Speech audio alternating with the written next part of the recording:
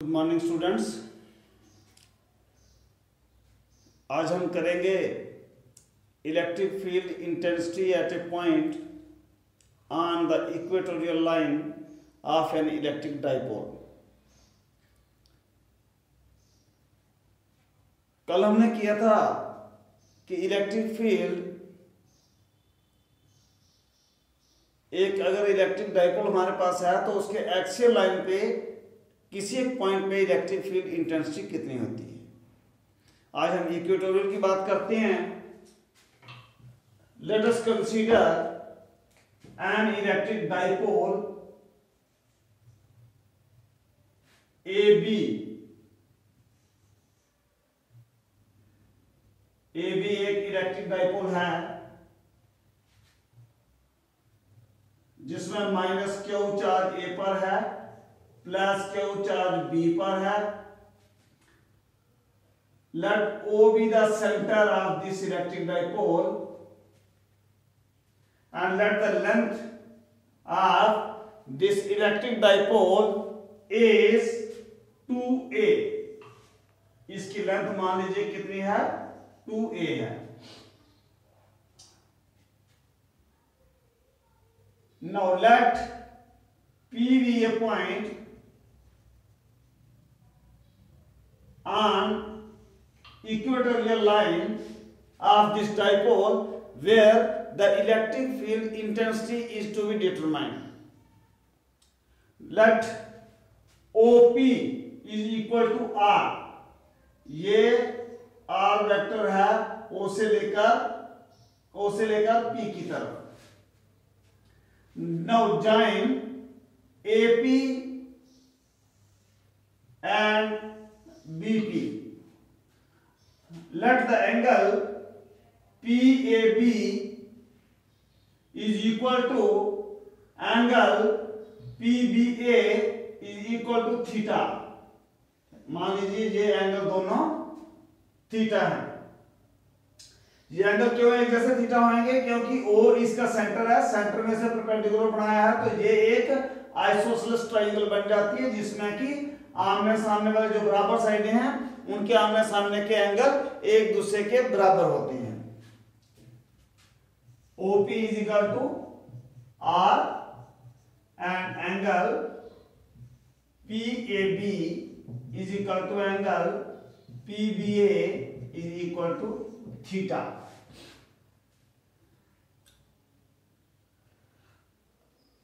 Now dear students, if E1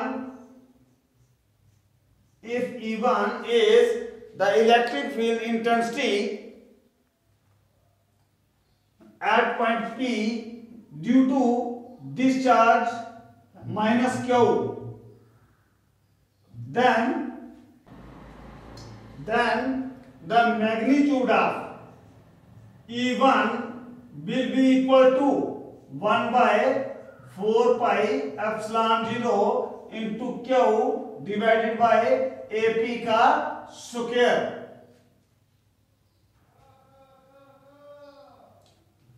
which is equal to 1 by 4 pi epsilon 0 into Q divided by।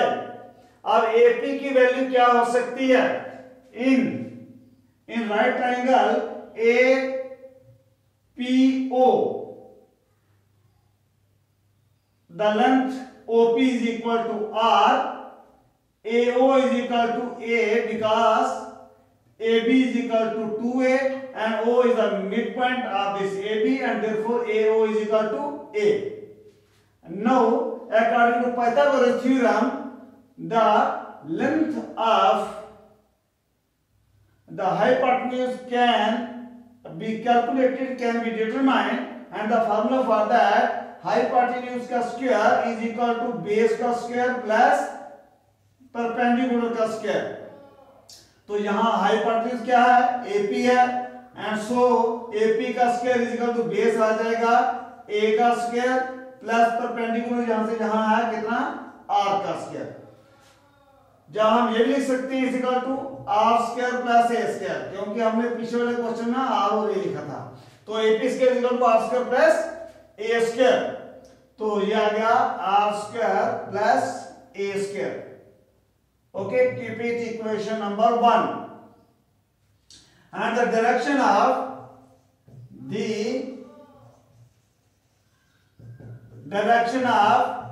E1 is along, हमने कल किया था कि अगर यहां पर चार्ज 0 से कम हो तो direction of the electric field is invert, अंदर की तरफ होती है। इसका मतलब E1 की डायरेक्शन ये आ जाएगी यहां से P से A की तरफ, and so the direction of E1 is along PA। इसकी डायरेक्शन किधर को होएगी? P से लेकर A की तरफ को, इधर को होएगी। Now if E2 is the electric field intensity at point P due to the charge plus Q which is located at point B, then the magnitude of E2 is given by 1 by 4 pi epsilon 0 into Q divided by the distance between P and B is equal to PB का square which is equal to 1 by 4 pi epsilon 0 into Q divided by in the same way। अब जैसे ये आ रहा है, दोनों के बीच common है, यहां से यहां तक A था तो यहां से यहां तक भी A होएगा, तो इन द सेम वे इधर आ रहा है, इधर है, इसमें भी इधर आ था, इधर A था, तो ये आई थी R square plus A square. ऐसे ही PB की वैल्यू भी R square plus A square ही आएगी, and that is why I write here R square plus A square. और ये आ गई इक्वेशन 2 आपकी। एंड द डायरेक्शन ऑफ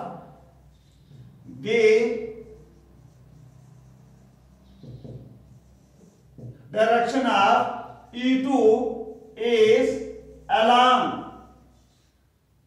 इसकी डायरेक्शन किधर को होगी?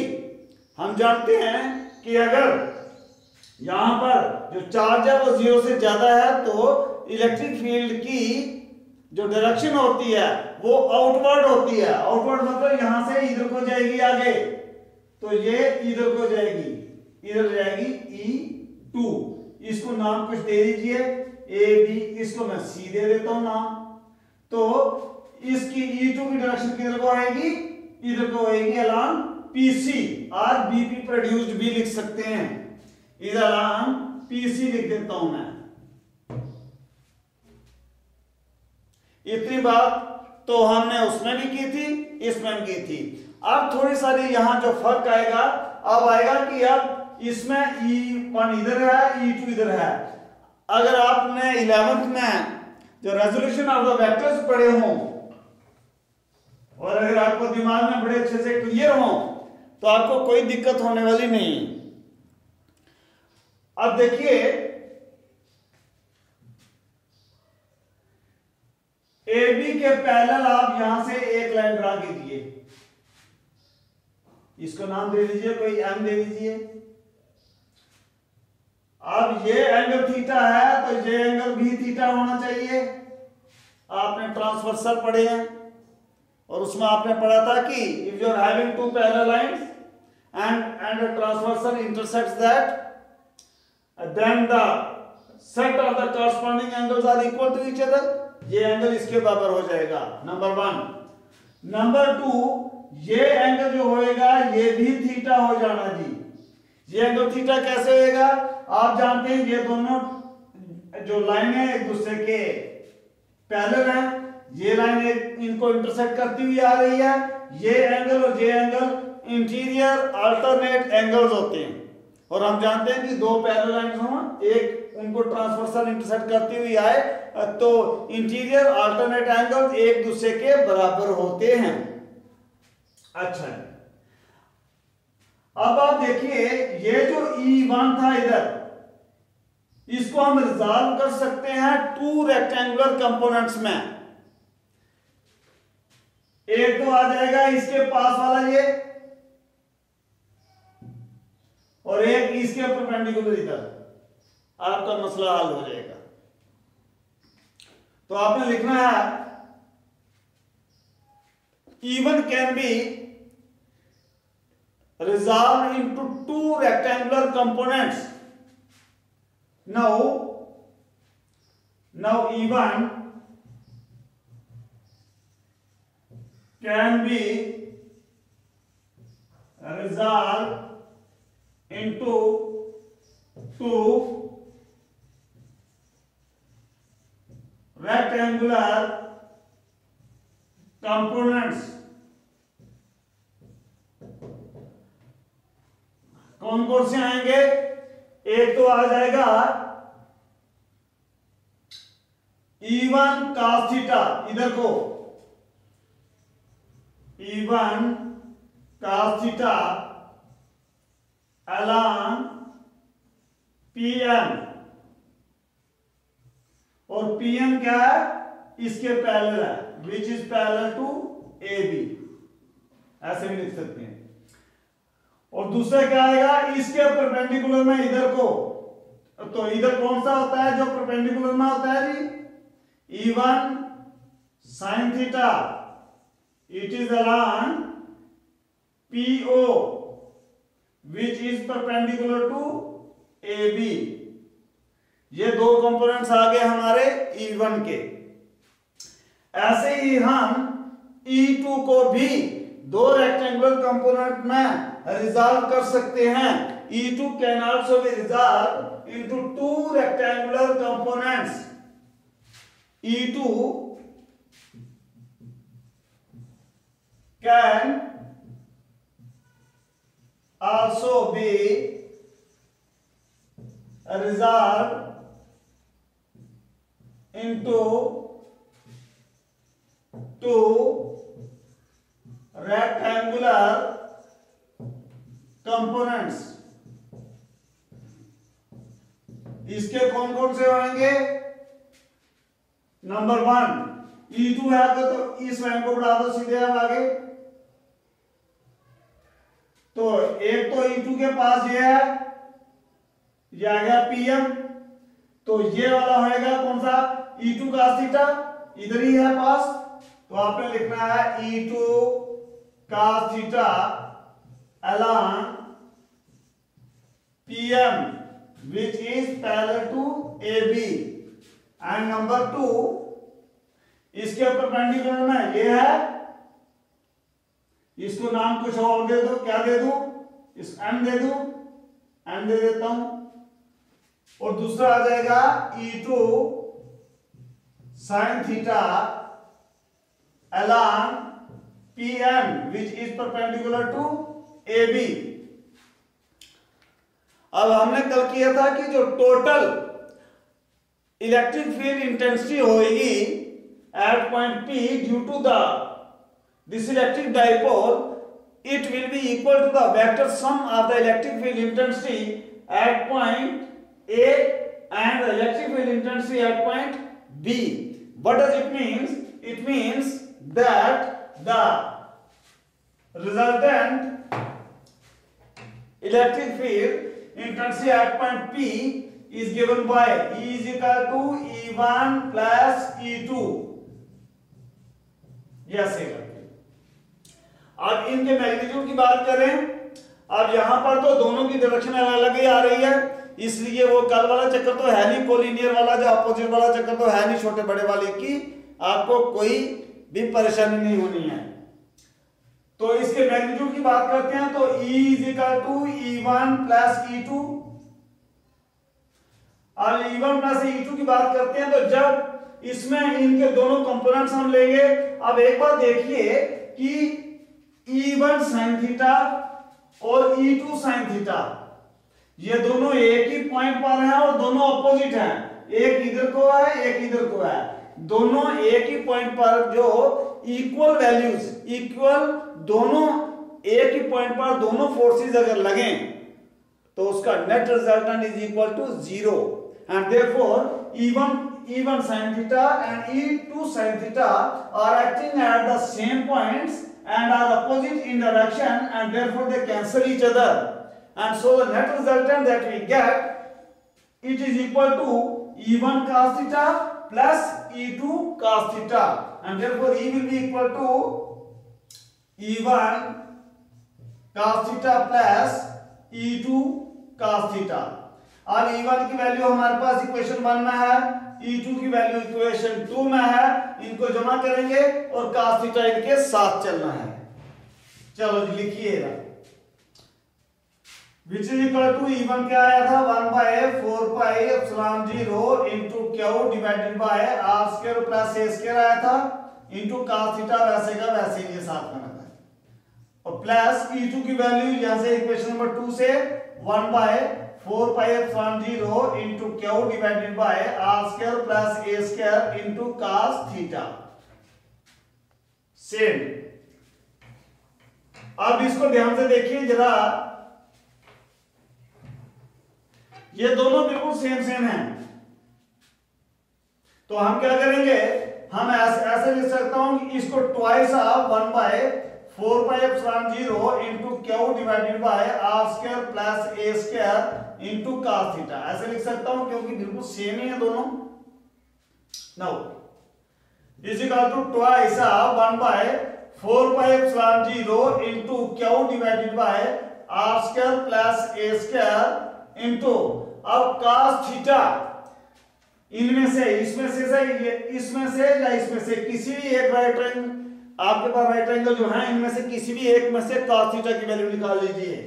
लेट अस टेक PAO, हम PAO में से निकाल सकते हैं, ये थीटा है तो cos थीटा किसके बराबर हो जाएगा, cos थीटा किसके बराबर होता है जी, इसको बेस बाय हाइपोटेन्यूज होता है, तो इसका बेस कितना है A और हाइपोटेन्यूज कितना आया था, AP का स्क्वायर हमने निकाला था R square plus A square, तो AP किसके बराबर आ जाएगा, उसका अंडर रूट, तो ये आ जाएगा R square plus A square raise to power 1/2 लिख दूं मैं, ऐसे लिख सकता हूं। तो यहां पर cos थीटा की वैल्यू मैं क्या लिखूंगा, A divided by R square plus A square raise to power 1/2। अब देखिए 2A इंटू Q लिख दूं, ओके, Q इंटू 2A, ये 1/4 pi epsilon 0 वैसे का वैसे, और Q into 2A divided by R square plus A square into R square plus A square raise to power 1/2, इसकी रेज़ टू पावर 1 है, इसकी रेज़ टू पावर 1/2 है। Now the basis are same, powers are yes added, तो 1 plus 1/2 is equal to 3/2 हो गया, 2/2 plus 1 is equal to 3/2, तो ये आ गया R square plus A square raise to power 3/2,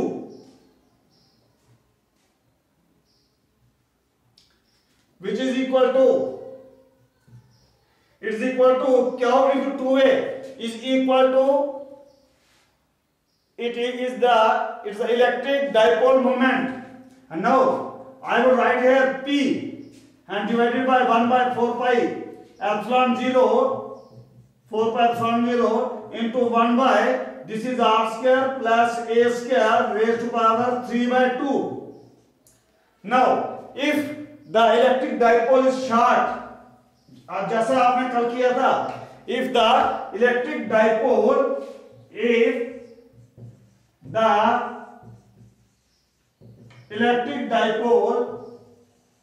is short, अगर वो छोटी है तो it means A is very much less than to R, A is very much less than to R.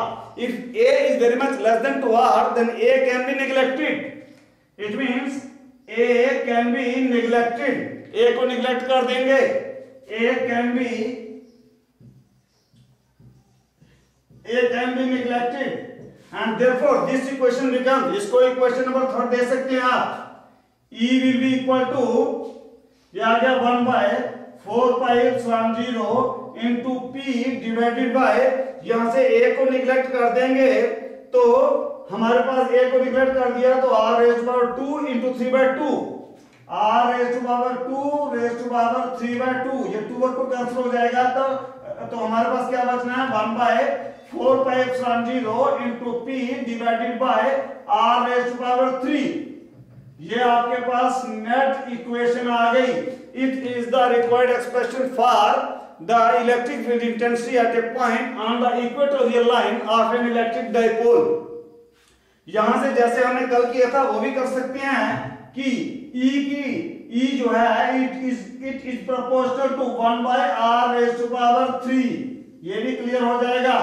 Now अब इसकी डायरेक्शन किधर को होएगी, E की डायरेक्शन किधर को होएगी, what would be the direction of E। अगर आपने वीडियो अच्छे से देखा है और अगर आप इन्वॉल्व रहे हैं इसमें तो आपके लिए कोई दिक्कत नहीं है। हमने कहा था कि E जो है अब चूंकि इसके cos वाले जो हमारे पास cos वाले कंपोनेंट ही बच रहे हैं क्योंकि sin वाले कंपोनेंट एक दूसरे को कैंसिल कर रहे थे, and so the direction of E would be in this way. इधर E आएगा, यहां E1 था और E2 इधर था और E किधर आया, इधर को, अलोंग PM। सो आप लिख दीजिएगा the direction of E, that is the resultant electric field intensity at point due to this electric dipole is along PM। इसकी इलेक्ट्रिक फील्ड इंटेंसिटी की डायरेक्शन along PM होगी। And my dear students, this was all about the electric field intensity at a point on the electric field intensity at any point on the equatorial line of an electric dipole। I hope कि ये आपको अच्छे से समझ आ गया होगा। लेकिन even then, if you are having any problem, any confusion, any doubt in any of the steps that are explained here, you can write in the comment box and I will try to explain so that as I know it. And so this was all about the today lecture. Stay home, stay safe, and thank you, my dear students.